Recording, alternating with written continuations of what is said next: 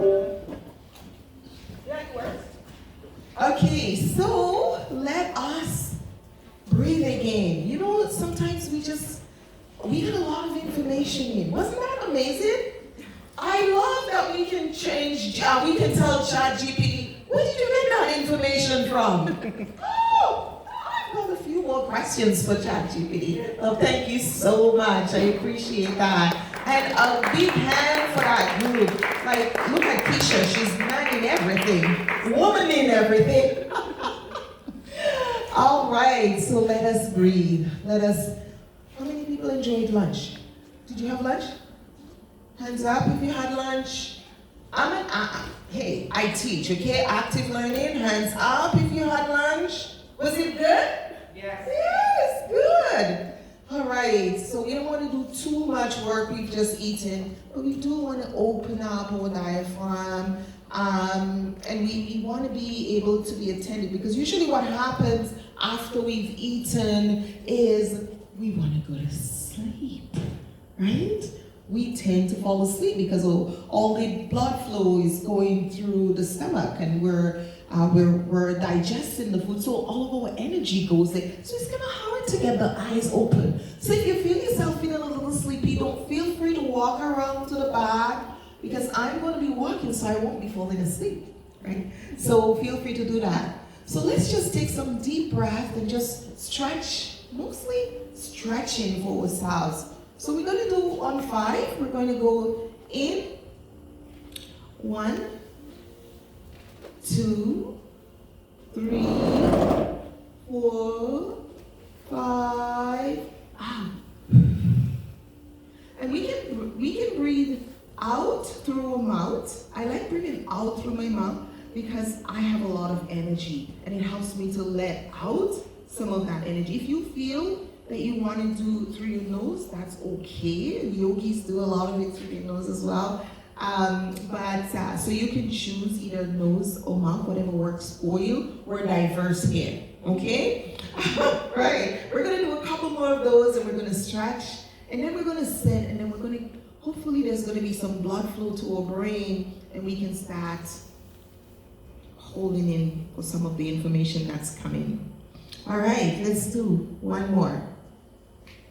1, 2, 3, 4, 5. Big one, deep in, out. Okay, one more, and then we're going to stretch.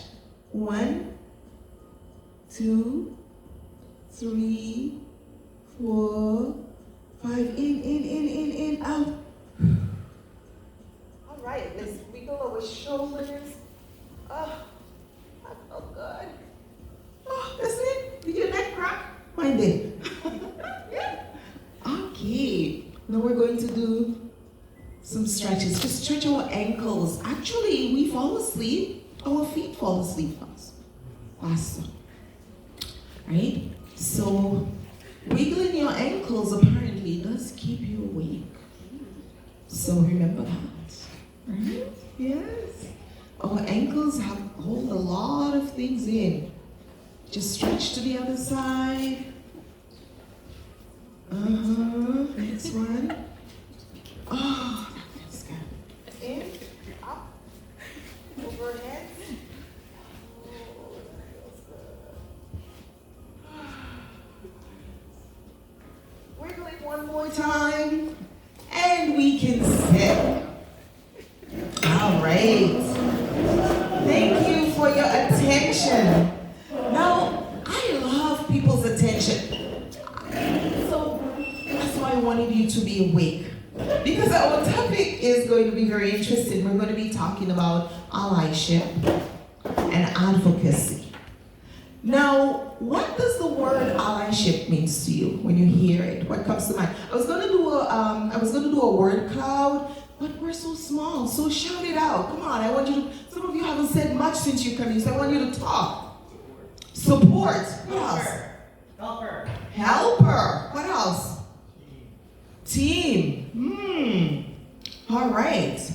So allyship is something that we can do because it is ongoing. It is really an opportunity for us to work with others.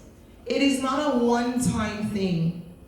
It is supposed to be something that we're dedicated. It's an interpersonal activity. I'm going to come to you and I'm going to learn about what you do, and I'm going to learn how I can support you and how I can be part of your movement. So we're going to go and look into what it means. But before we do that, I want to touch on a couple of things, and I want to tell you why I do this work.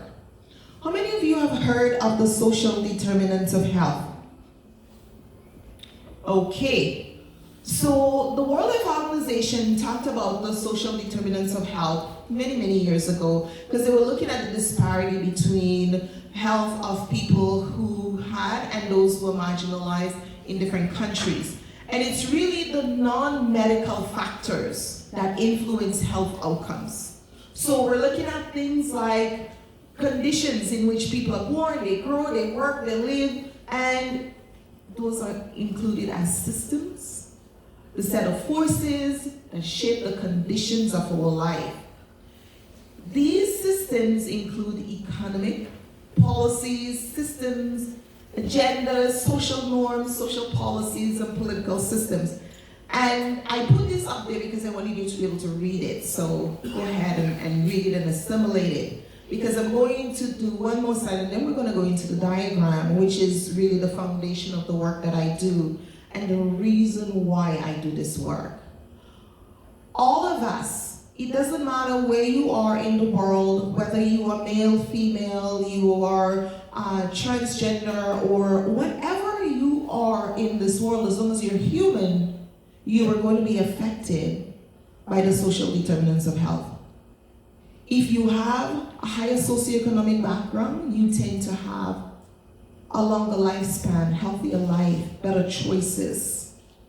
If you are not, if you have a low socioeconomic status, you tend to have less power and less access in the systems of politics, social, economic agencies and policies. You are going to be affected by those in a non-equitable way. So one of the things that I do when I talk to people, I always give them the why. This is the why we're having this conversation. We're having this conversation because our health and well-being as humans on this planet is at stake. We're spending so much time in divisiveness and less time working together because we survive and we thrive together. There is a theory, a perspective rather, the John Henryism, and it's the hypothesis says that individuals who actively cope with psychological stresses in the face of low socioeconomic resources are more likely to exhibit high blood pressure. And that is important to me because I started noticing that many of my relatives were having high blood pressure. I remember my cousin, she had started in the Navy, and she told me she had high blood pressure. I was like, what? You're only 23. And this all propelled my research. And the hypothesis was that African Americans sometimes attempted to control the environment through superhuman performances. And I just did a keynote last week on Black history, Black professionals, and we were talking about how the overachievement of Blacks and other races, marginalized races, where I know it's very true in the Black community, we're taught you have to be the best. From the day you were born, your parents said you have to work harder, you have to be smarter, you have to be the best at what you do. And the pressure of it is impacting us, it's killing us. So GH is a strategy for coping with prolonged exposure to stresses such as discrimination. And the stress of it is impacting us. We're becoming ill, we're becoming sick. Some of the diseases that are impacting the community, people from racialized groups. we're also seeing more anxiety and depression in that group as well.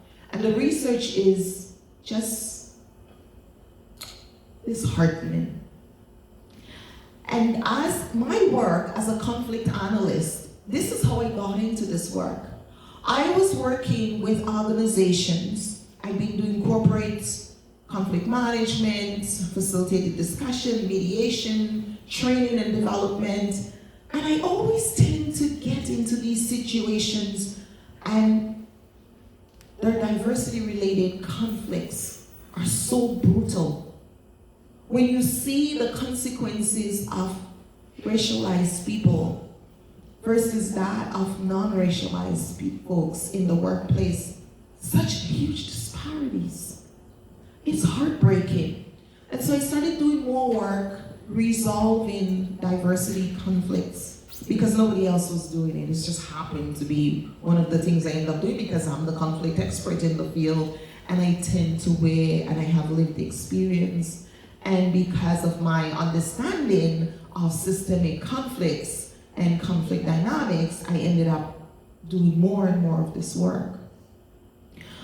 And I tell you this because it's not just high blood pressure. High blood pressure will lead to kidney diseases. It will lead to kidney failure. It will lead to diabetes. High blood pressure will lead to heart disease. High blood pressure will lead to more anxiety and a more likelihood of depression and early death.